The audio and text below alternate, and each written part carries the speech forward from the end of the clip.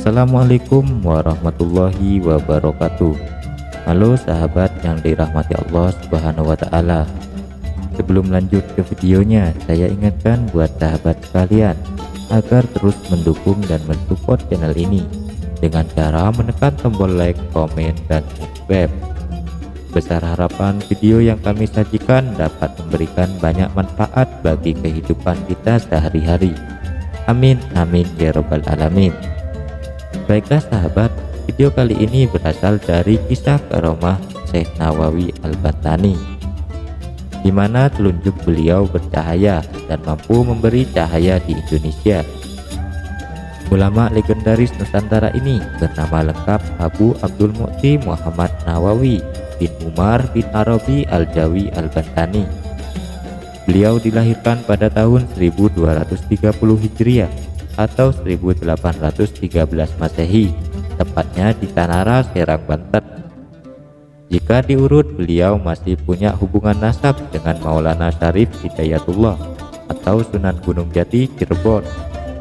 Tepatnya pada usia 15 tahun, Syekh Nawawi muda pergi belajar ke Tanah Suci Mekah, karena saat itu Indonesia yang namanya masih Hindia Belanda dijajah oleh Belanda, yang membatasi kegiatan pendidikan di Nusantara.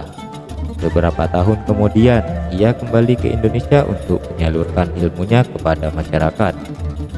Tak lama ia mengajar di Indonesia, hanya kurang lebih 3 tahun, karena kondisi Nusantara waktu itu masih tetap sama, di bawah penjajahan oleh pemerintah Belanda, yang membuat ia tidak bebas bergiat. Ia pun kembali ke Mekah dan mengamalkan ilmunya di sana, terutama kepada orang Indonesia yang belajar di sana. Syekh Nawawi Al-Bantani mendapatkan gelar Sayyidul Ulama Al-Hijaz, yang berarti sesepuh ulama Hijaz atau guru dari ulama Hijaz atau akar dari ulama Hijaz. Yang menarik dari gelar di atas adalah beliau tidak hanya mendapatkan gelar Sayyidul Ulama Al-Indonesia, sehingga bermakna bahwa kealiman beliau diakui di semenanjung Arabia, apalagi di tanah airnya. Syekh Nawawi selain diketahui merupakan salah satu keturunan Syarif Hidayatullah atau yang lebih dikenal sebagai Sunan Gunung Jati dari Cirebon, juga merupakan kakek buyut dari Kiai Haji Ma'ruf Amin, Ketua Rais An'am Nahdlatul Ulama, yang juga Ketua Umum Majelis Ulama Indonesia. Dengan adanya nasab dari waliullah, tak hayal jika Syekh Nawawi memiliki beberapa karomah dari Allah Subhanahu wa Ta'ala. Pada masa menetap di Mekah, kepiawaian dalam ilmu agama, terutama tentang tauhid, fikih, tafsir, dan tasawuf, sangat menonjol, dan karena itulah dia ditunjuk sebagai Imam Masjidil Haram sebagai pengganti imam sebelumnya. Karomah Syekh Nawawi Al-Bantani kembali nampak, di mana jari telunjuk beliau mengeluarkan cahaya seperti lampu di saat kegelapan melanda. Ketika itu beliau lagi mengarang kitab. Syekh Nawawi pada saat itu dalam perjalanan dengan unta yang tanpa penerangan, namun di saat inspirasi itu mengarang kitab sedang menguat. Lalu Syekh Nawawi berdoa memohon kepada Allah Subhanahu wa Ta'ala agar telunjuk kirinya dapat menjadi lampu menerangi jari kanannya untuk menulis. Telunjuknya pun mengeluarkan cahaya seperti lampu yang menerangi kegelapan. Dari kelebihan karomah yang dimilikinya tersebut, banyak ulama Nusantara, salah satunya Kiai Haji Abdurrahman Wahid atau Gus Dur, pernah berkata, suatu saat cahaya di telunjuknya beliau akan menjadi penerang kegelapan di tanah asalnya, yaitu di Indonesia. Syekh Nawawi Al-Bantani semakin masyhur sehingga banyak muridnya yang belakangan hari menjadi ulama besar. Misalnya Kiai Haji Hasyim Asy'ari, beliau merupakan pendiri Nahdlatul Ulama, atau Kiai Haji Ahmad Dahlan, pendiri Muhammadiyah, Kiai Haji Mas Abdurrahman, Kiai Holil Bangkalan, dan Kiai Asnawi Kudus. Para ulama Indonesia menggelarinya sebagai Bapak Kitab Kuning Indonesia.